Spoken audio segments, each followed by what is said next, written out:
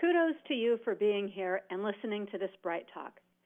This provocative question, are you enabling or disabling your sales team, is often the elephant in the room, and I applaud you for being open to examining this with me.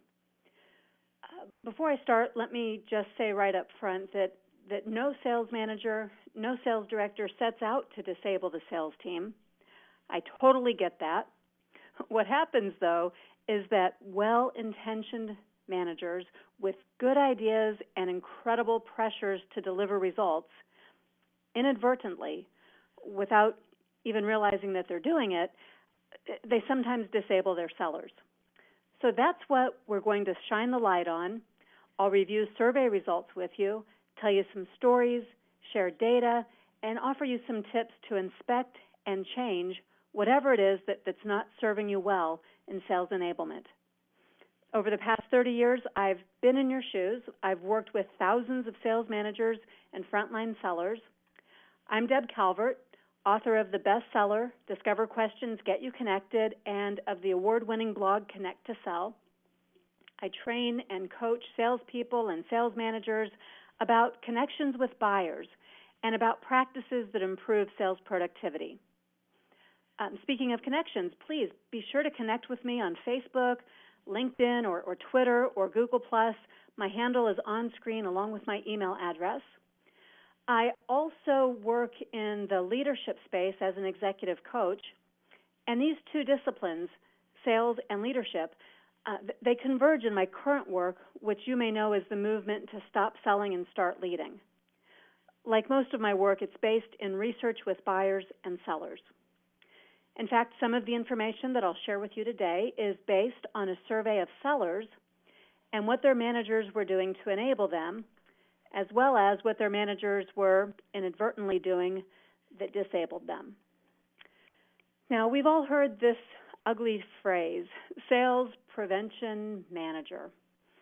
And unfortunately, it's becoming a fairly common phrase that I hear. And whenever I hear it in a group of sales managers, the response is that certain kind of laugh that means it's not really funny because it's just a little bit too close to the truth. So if your job is cluttered with lots of work that doesn't directly link to enabling the production of revenue, your effectiveness is compromised. Your role may have been blurred in the ways that you see there on screen. So as much as possible, get your partners in other departments to do the support work. Focus your efforts on the more direct involvement that's necessary to create value, drive productivity, train, coach, forecast, and so on. And yes, in what you see there in red, please stop selling. Get enabled and capable salespeople to sell, and then get out of their way. Do your job so that they can do their job. If you'd like a copy of this graphic, please note that it's in the attachments file on your Bright Talk screen. There are some other goodies in there. I'll tell you about those as we go through the presentation. And if you want more information about this entire topic, take a look at my LinkedIn post. Another great resource that talks about this is Mike Weinberg's book, Sales Management Simplified. It's one that I highly recommend. Okay, we're going to come back to this whole idea of getting your job set up correctly at the end of the webinar. I just wanted to show you this to say I understand what you're dealing with, but now let's move into the main topic, and we'll make a full circle loop at the end. Back to sales enablement, defining the term. What you see in italics on the right-hand side, that's the dictionary definition. To the left are examples of activities and the sorts of things we do to provide for sales enablement. Certainly there are many, many definitions of the term sales enablement on consultant websites and in blogs and elsewhere. In this presentation, I'm planning to stick to the basics, the way that you see them presented here. So sales enablement simply means enabling sales. Any activity or effort or product that supports making sales counts as sales enablement. To enable means to make able, to give power, means, competence, or ability to make possible or easy, to make ready, to equip. Sales enablement includes the work that you and your organization do to make salespeople able, to give power to sellers, to increase the competencies or abilities of your sellers? All that fits in the examples you see there, like training and coaching.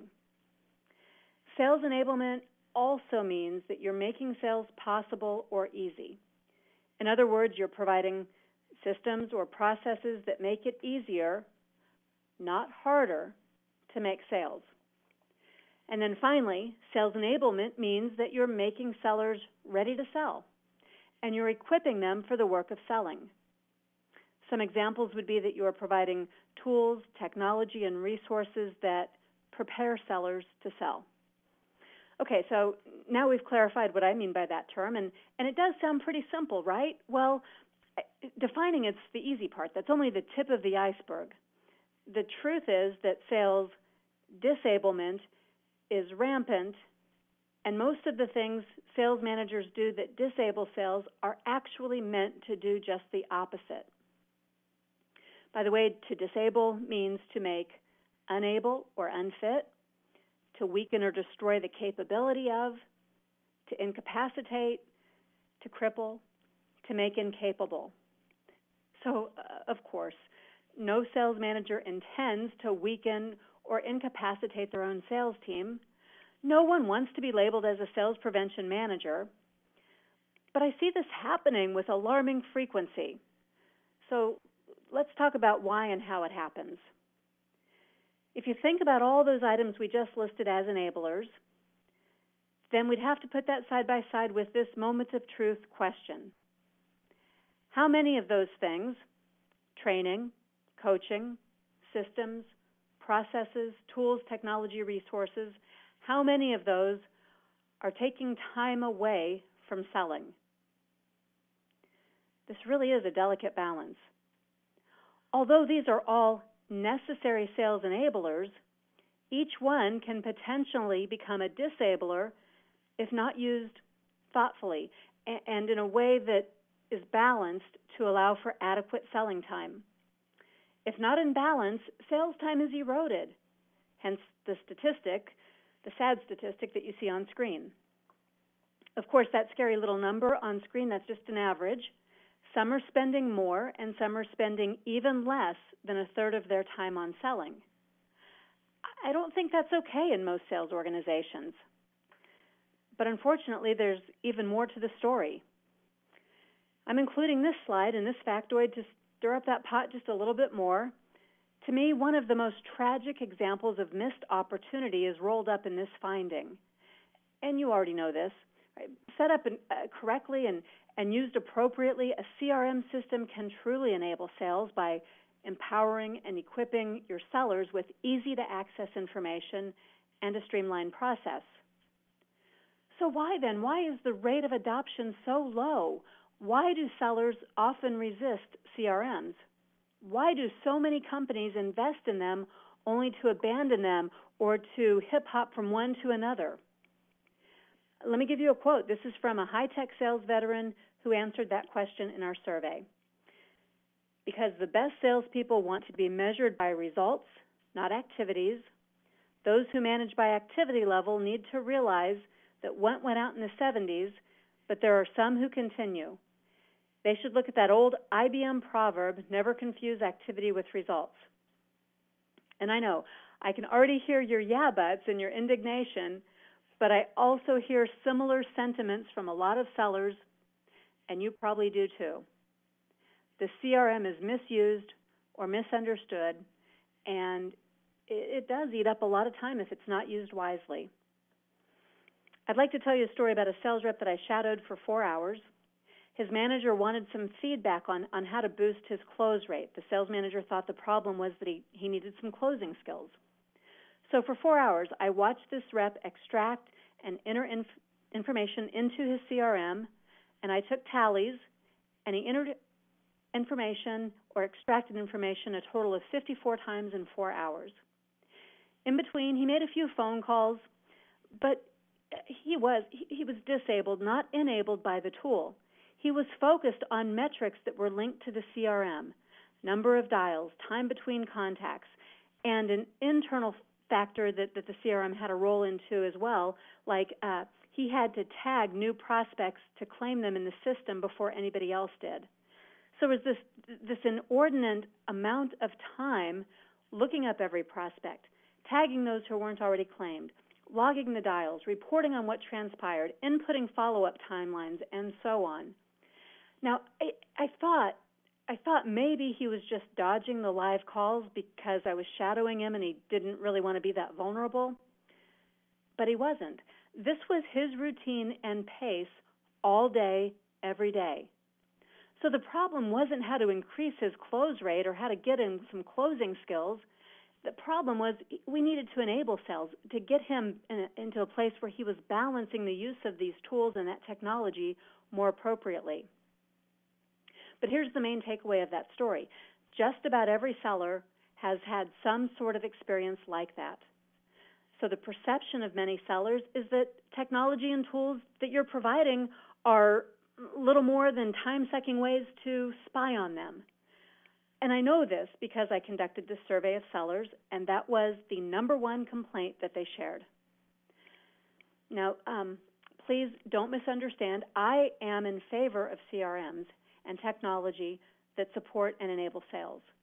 I'm offering that example, and if we had more time, I could offer similar examples for every one of the sales enablers that we listed a moment ago. So that's the rather bleak start to the presentation. Stick with me. We will get to a more positive place. But before we do, I want to give you all 10 of the sales disablers that were most frequently reported by sellers. The survey itself, by the way, was done with 250 sellers in various places, online primarily, and their responses confirmed what I've collected anecdotally and less scientifically in the field over the past few years. After I share those 10 top sales disablers, according to salespeople, I'll give you 5 ways that you can enable sales instead of accidentally disabling them. So remember, our objective here is to help you think about ways that you might inadvertently be disabling sales rather than enabling them so that you can find some solutions. I can't move into the 10 disablers without clarifying that you are the one in control here. As a sales manager, your actions have an immediate and direct impact on sales performance. So ultimately, the real question to keep asking yourself throughout this presentation and after is, am I enabling or disabling? Am I expecting sellers to do things that work against them and make it harder for them to simply sell? And at the same time, sales managers, that I'm saying this is up to you, I'm also empathizing with all the competing demands that you're juggling. I'm not here to blame or shame anyone, only to heighten awareness so you can determine what you can do for your team. So here we go, and they're not in any particular order. These are the top 10 disablers according to sellers. Think about how you can be liberating sellers from these disabling constraints whenever possible. The first one, no surprise here, reports, paperwork, what used to be paperwork and is now online, but it still feels like paperwork. Let's look at this from multiple perspectives. Sales managers want and need reports to track performance and activity standards, to satisfy senior management, and to complete their own internal reporting, and so on. And senior sales directors, they want and need reports so they can stay plugged into the action and minimize any surprises. And other team members want the sales reports that are going to affect their own workload or have an impact on the part of the business that they're responsible for. These are all valid reasons, but it's a slippery slope and it's easy to get carried away. You might want to ask yourself on any given day, how many minutes do you want your sellers to spend on entering data so someone else can use it? And how often have you asked, or really, how often have you examined how every report is generated and used by others? Chances are there are some less essential and maybe even some totally useless reports floating around out there. Your sellers might be spending time compiling and entering information that is frivolous. Let me give you an example. This is a quick one. The weekly expense report required by one company had 42 fields to be completed. So I asked the finance people what was the purpose for gathering information like the taxi driver's board licensing number. And after a few half-hearted attempts at defending those required fields, they did acquiesce. The form got revised. There are now just 10 simple fields to enter. So I haven't calculated it, but can you just imagine how much time this saves for every single seller? And if you multiply the minutes for one seller that it saves every week by every seller in that organization, well, the number's probably pretty impressive. What could you be doing to examine processes and then to minimize, streamline, and eradicate reports and paperwork that are disabling your sellers? That's the question to think about. Here's the next disabler. This is an extension of the last one, but it involves conversations too and time spent in meetings, not just reports. How often are you asking sellers to look in the rearview mirror versus looking at what's in front? How much time is spent discussing what can't be changed, what may not even be relevant anymore? See, many sales forecasts are based on history instead of being based on potential. Instead of enabling sales in the present and future, you might be disabling sales by living in the past. All those lagging indicators, they're just data points. And sure, they have value, but maybe that value is more as a management tool than as a selling tool. So I'd caution you against burdening reps with time spent on calculating or information gathering related to things like sales cycle length, average deal size, cost of sales, customer churn rate, and even performance to goal that's in the past. I strongly believe that instead sellers need to be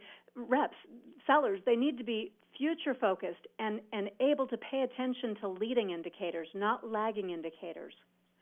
While those lagging indicators measure past performance, leading indicators measure current and future sales opportunities and focus them then on sales activities.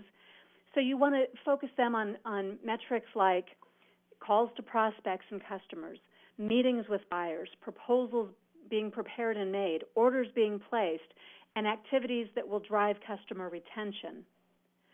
Enabling sales implies support of these leading indicators too, so it makes sense to create systems and to think about your sales culture and have everything focused on looking ahead.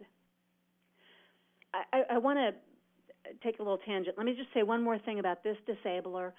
It has a secondary impact if you're focusing on lagging indicators. When you spend time talking about those lagging indicators, you're probably talking about something negative, something the seller didn't do or some goal they did not reach. So a word of caution, in addition to sucking time out of the sales day, that conversation can be disabling in another way. It's deflating. And you need your sellers to be optimistic, upbeat, and future-focused so they can go out and convey confidence and positivity with clients. Well, here's another one, bureaucratic red tape, processes, extra steps, internal competition, inefficiencies. This one was reported by a lot of frustrated sellers who cited these types of sales disablers as reasons for leaving companies they otherwise enjoyed working for. In this case, let's talk about something other than the obvious time constraints, since we've been hitting that pretty hard already. One of my clients had a very tight policy about travel expenses and entertainment reimbursements. Every expense in this particular case required approval from 5 busy people who traveled, lagged behind on signing and forwarding paperwork, even when they were in the office, and they were expected to spend an inordinate amount of time spot-checking reports that had been filed and double-checking the math and so on. Now, this same company doesn't provide company credit cards. So while these expense reports are tied up in a lot of red tape, sellers had to front their own expenses. So I bet you can guess what happened. Sellers who were not getting timely reimbursement maxed out their personal credit cards and then delayed or opted out of client meetings that required travel or entertainment. This ironclad grip on processes all fueled by suspiciousness and extreme red tape, these encumbrances disabled sales. In your organization, ask, what unnecessary hoops do you require sellers to jump through? What processes are working against you? What's the impact on sales of the red tape that you have in place? And as you're thinking about that, start jotting down the ideas so that you can take them out of this Bright Talk and put some ideas into practice and start enabling your sellers. Okay, the seller survey, the next one that was revealed was this. And I don't think any of these are great surprises to you, but this one is one that sellers do to disable themselves. They get overloaded. They don't delegate to support team members. They try to juggle more than any one person ought to handle. And more, they also try to multitask on social media, multiple devices, and in a state of constant availability. I do have, by the way, another Bright Talk related to sellers and multitasking, so check out my channel, find that Bright Talk, and if you see that that's a problem in your organization, you'll find some solutions in that particular Bright Talk webinar. Okay, now back to the sellers who are juggling multitasking. The worst part about that is that they think that's what you want them to do. So take a look around. Are your sellers trying to do it all on their own? Why? Is it a function of low quality or low quantity resources? Or do they have poor delegation skills? Or is there an unclear delineation of roles and responsibilities? Or is it call reluctance? Is this a desire to dodge selling activities? Figure it out. Whatever your answer is, it is up to you to clear their plates and to give them the right message and to get them out of this overload that they're putting on themselves so that they will be enabled to sell. And yeah, I do. I know. You're probably overloaded too. So in order to fully enable sales, you may have some work to do in eliminating whatever it is that disables you from managing and coaching your sellers. Okay, well, here's another one that's not a surprise. If you weren't muted, I bet we'd hear a collective groan or maybe even a collective cheer from this next slide. And the cheer would be because you already know that team meetings can be a problem.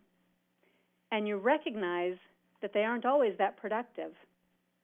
And the groan would be because even though you know this, you haven't figured out what to do about it. This could be a topic of its own today, but I'll leave it with a question for you to ponder. In your typical team meetings, how many agenda items are focused exclusively on enabling immediate sales? And by contrast, how many of your agenda items are more related to housekeeping and may actually disable sales and could probably be communicated via email? Well, those are the first 5. According to sales reps, these are the first 5 time sucks that disable them from selling more. And as painful as this is, let's keep going. Let's face the next 5 head-on also. Keep thinking about what you can do, even small things you can do to chip away at these disablers, because every little bit does add up. 5 more time wasters, according to sellers. I think this one is interesting. Drive time. It's viewed as a necessary evil. Call it windshield time for sellers who drive, or air time for those who fly to see buyers, phone hold music time for telesellers. It all applies. Any of that waiting, any of the in-between time getting to the next appointment. That's actually only a disabler if it's wasted time. So the question for you is, how can you help sellers maximize this time and make it a sales enabler instead? Maybe it's a blended learning approach where audio training in short segments fills up drive time. Or maybe it's that you get some voice-to-text software, or hands-free calling, or pre-approval of airline charges for Wi-Fi. It could be any number of easy, relatively inexpensive tools you provide to help make the most of this time. And of course, any reasonable way that this time can be minimized is also smart business. Keeping pure with geographic territories or encouraging more phone interactions might be a bigger time saver than you realize.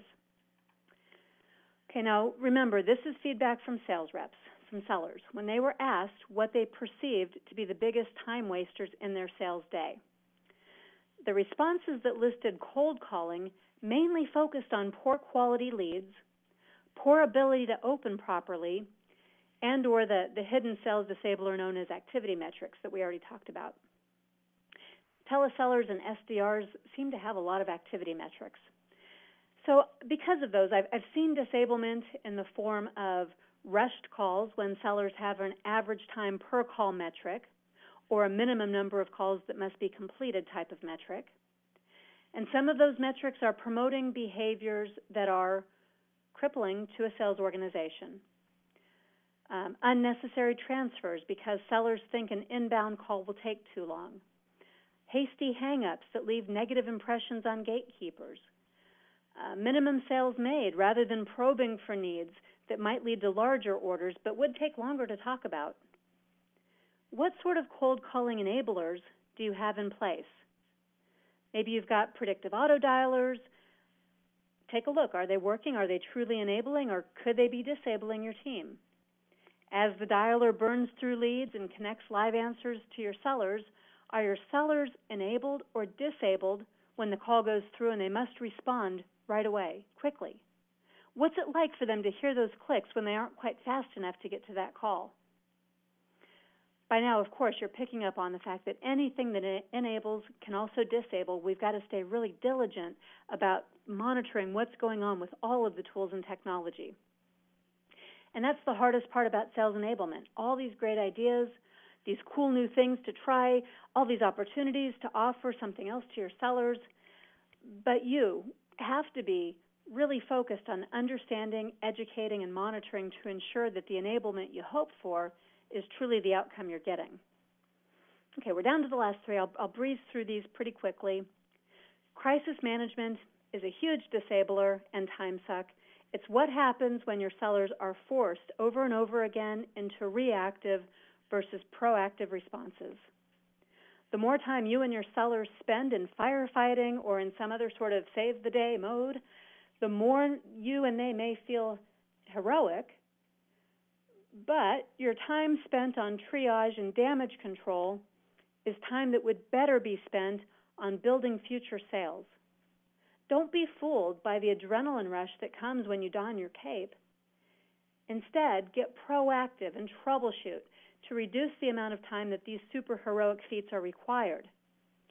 Ask yourself, how many times have you had to get into crisis management mode to solve the same sort of recurring problem?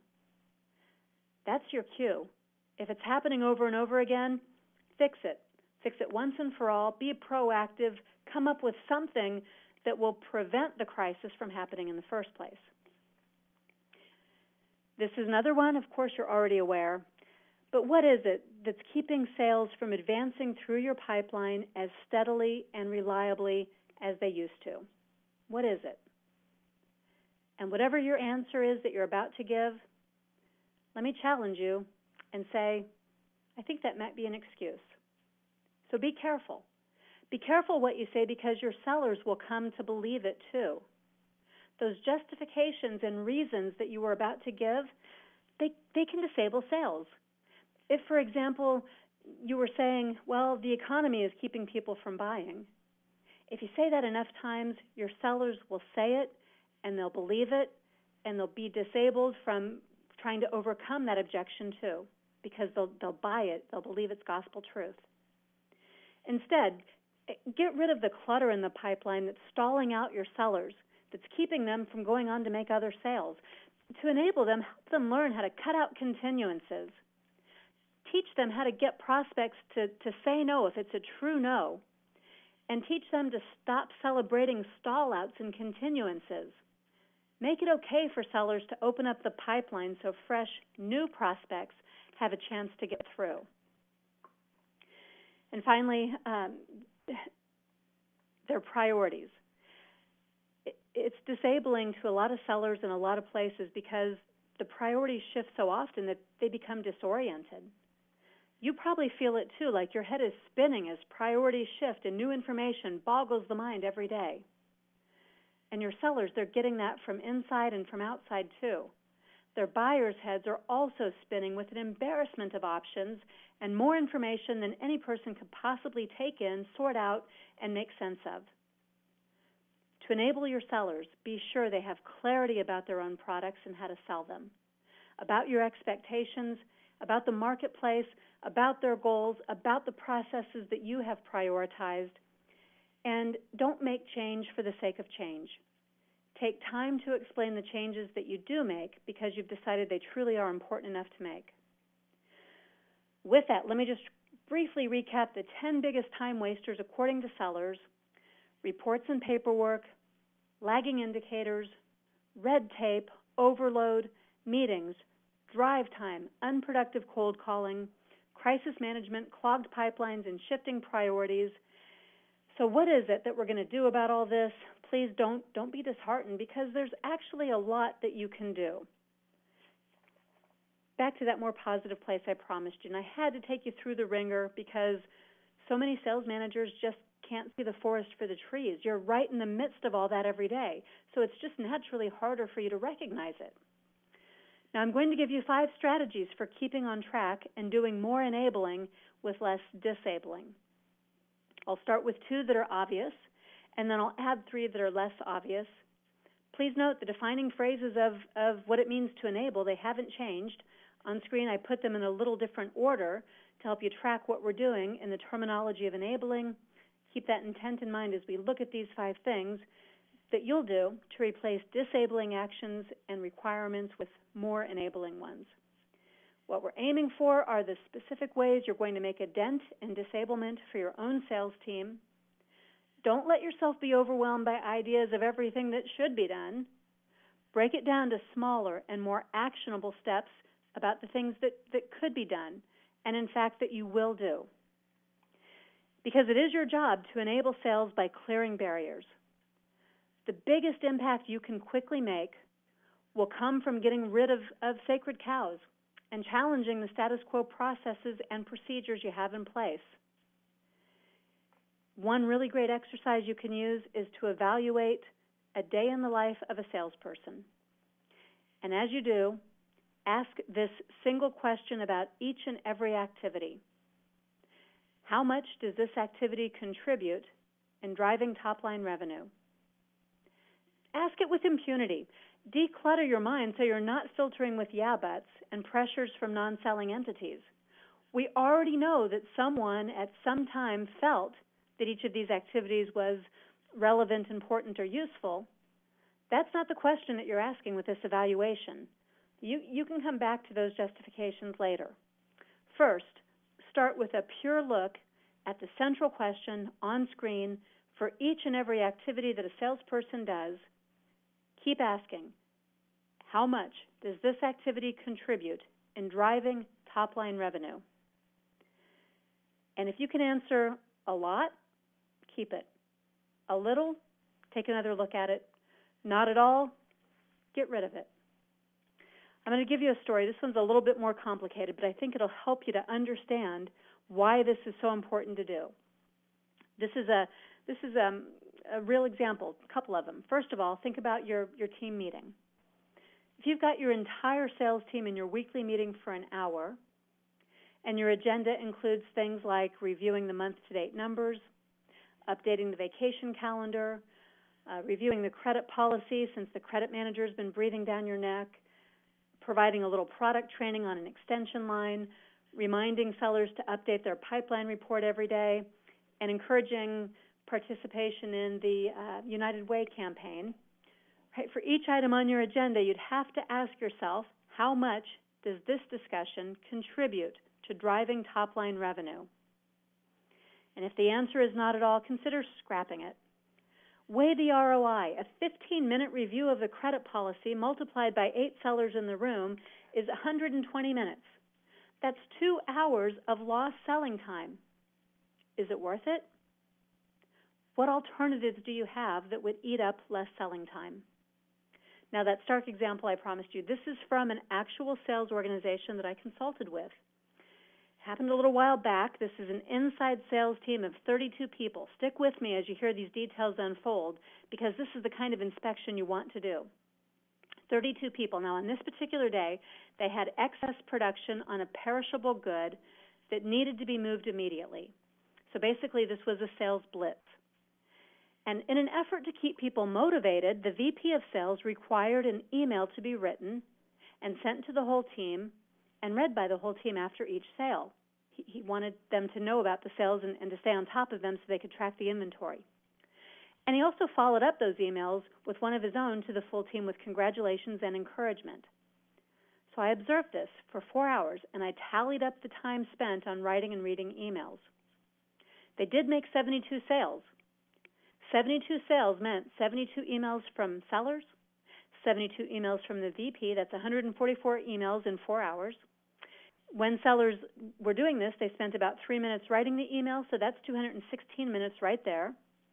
Each seller who received one spent about 15 seconds scanning and another 2 minutes sort of stretching and re-engaging in the sales zone after reading these mandatory emails. That's another 324 minutes per seller, or now we're up to a cumulative total on that alone of 10,368 minutes, which is 173 hours. And if you were doing that math with me, you've already deducted that this is impossible. For 32 people, each working 4 hours without a break, we've only got 128 hours available. But the report outs being requested would have taken 173 hours. The good news, if you want to call it that, is that only a few sellers complied with the command. So the sales VP, obviously well-intentioned, he genuinely thought he'd motivate and enable people with this approach. He just didn't think it through. Maybe you've got situations like that in your own sales organization. So that's why the question and exercise of evaluating ROI is so important for you to do and to do diligently. These are all little disablers. They're big enablers, though, that can come after these. And this one, striking a balance, maybe that seems a little old school, but it's effective. A sales manager I know who's been highly successful in 3 different companies with 2 vastly different industries uses this very basic approach. Her sellers have one and only one metric, and that's performance to goal. She has this one and only requirement related to sales activity. That's an absolute, unbending requirement that all sellers spend the hours from 10 a.m. to 4 p.m.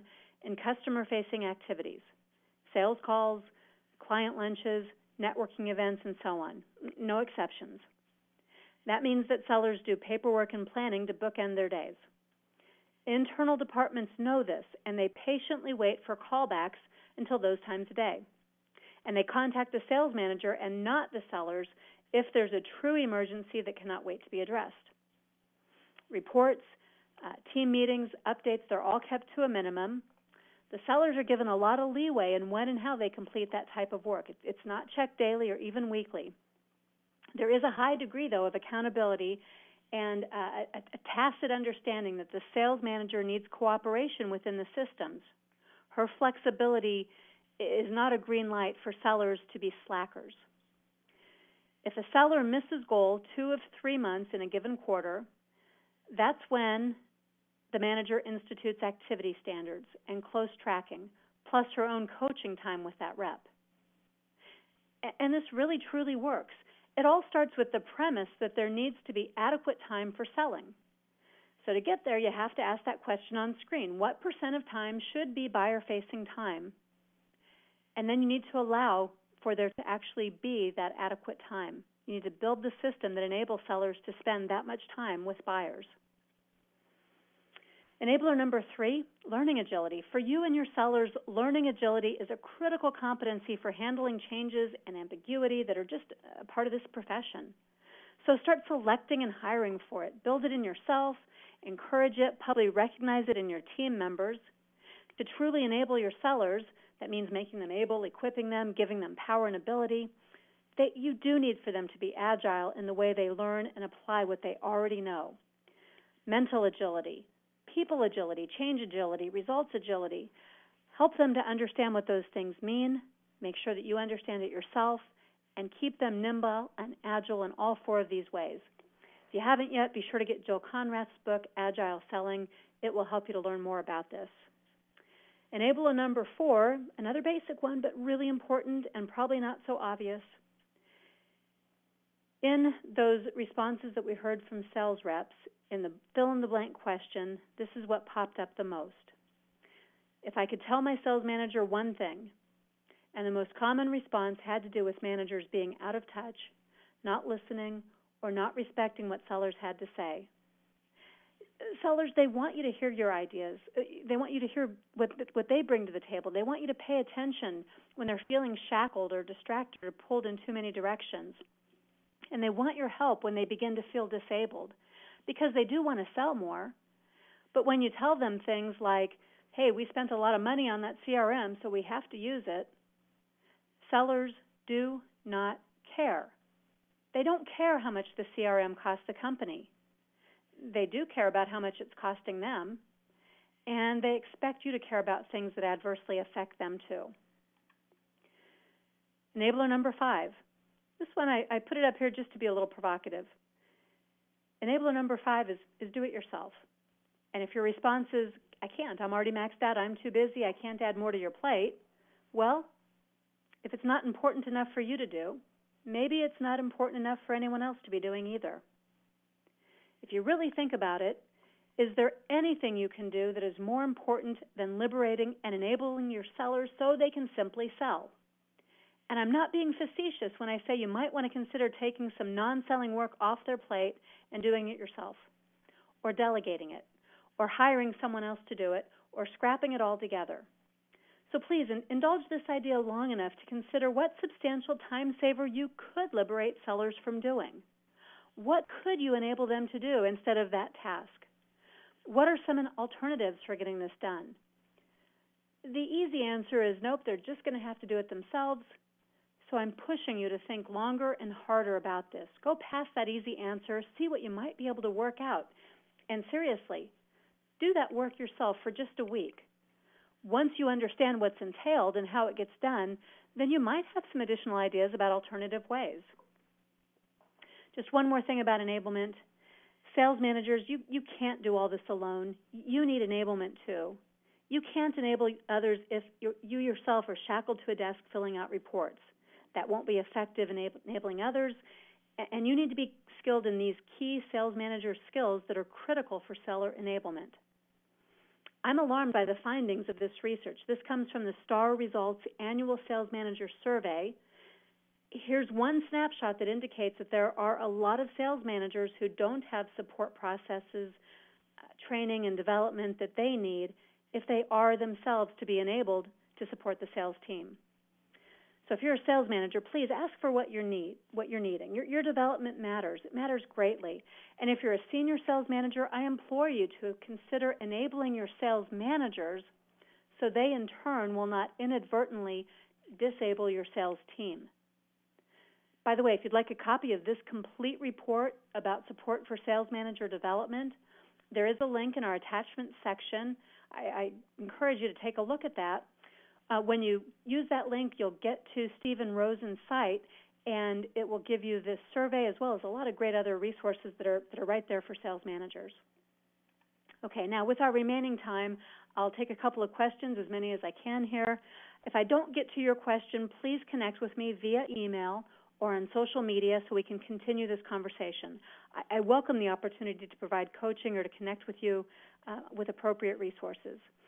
And as you're leaving the Bright Talk, please take a moment to check out the box for the 5-star box so others will know it's a good idea to listen into this one too.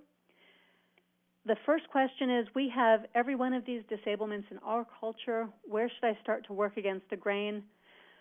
That's a big answer. Okay, make the business case for change. Talk with your boss. Help them to understand why these disablements are so costly and what the lost opportunity cost is in terms of missed sales. And then go for the low-hanging fruit, things you could work on short-term to figure out what doesn't really need to be done. There are things that have low or no value. Figure out what they are and get rid of those things to start. Another question, we spent big bucks on our CRM. Yeah, we kind of talked about something like that. We spent big bucks on our CRM, and it's not enabling anybody. My sales reps hardly use it. What's your advice about that? Well, if that's the case, then you might not like my advice, but my advice would be not to use it. Until you understand the value that it has to drive sales, you're utterly unable to convince sellers that there's any good reason to use it. So I would suggest going back to the drawing board. Find the value. When you know the value, communicate that value, provide training that makes it easy for them to access the value, and then keep the value front and center. And that's not value to the company, and it's not even value to sales managers. The value of using it for the sellers. What does it mean to them? What's the benefit to them? Keep that front and center. Okay, we are out of time. Please do get in touch with additional questions. Here at People First Productivity Solutions, we build organizational strength by putting people first, and we can help you to do the same.